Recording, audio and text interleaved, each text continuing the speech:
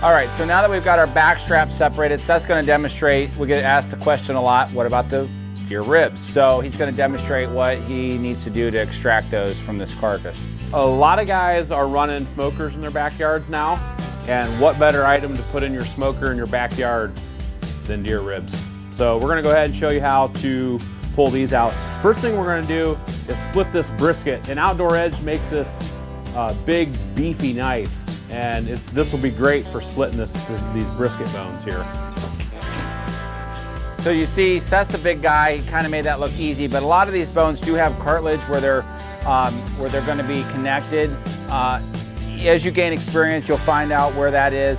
You can also use your saw for this point. You know, obviously safety is paramount. We don't want you to wind up in the emergency room just getting this deer carcass processed.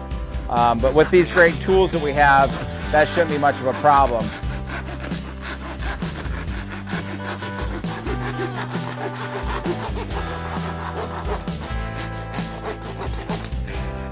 Now Outdoor Edge has put everything in their little butcher kit that you could possibly need for butchering your deer.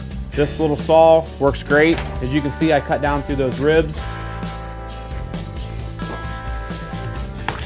So sometimes Seth will actually set his boning knife aside so that he can get a heavier bladed knife, because that's going to help him if he's actually going to be cutting through some of the cartilage that connects this venison carcass together. So what we could do here, you can either leave these as a whole slab. If they're too big for your smoker, there's some cartilage right here that you can actually cut through with your knife.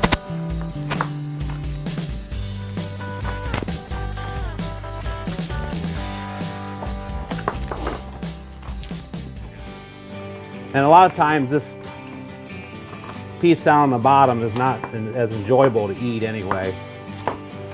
If this were pork, we would refer to these now as the St. Louis ribs after that portion is removed.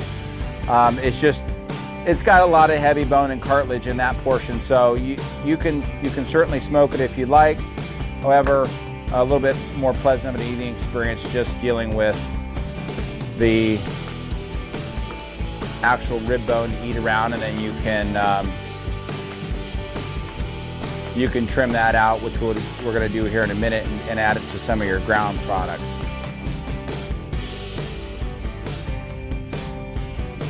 Deer ribs. Those would be delicious with some, I'd probably go with original Bearded Butcher seasoning, and finish them off with a little bit of barbecue sauce at the end, kind of caramelize them. Low and slow for probably 3 to 4 hours. That's one of the other things we're wanting to kind of break that mold or step outside of the box with venison, because so often you've been handed a chunk of this, or it's chili or something like that, where the meat, you know, it's like, oh, it's deer meat, you know.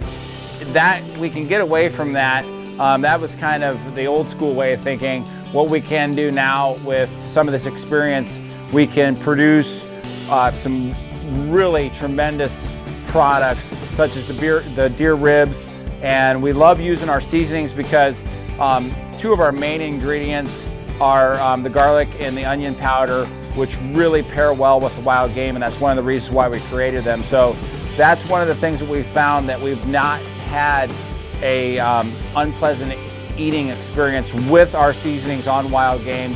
So that's one of the big things that we're kind of pointing out, is that if you were to just take this deer and grind it all up into a product that the flavor's lost, we feel like you might be losing out a little bit on that eating experience.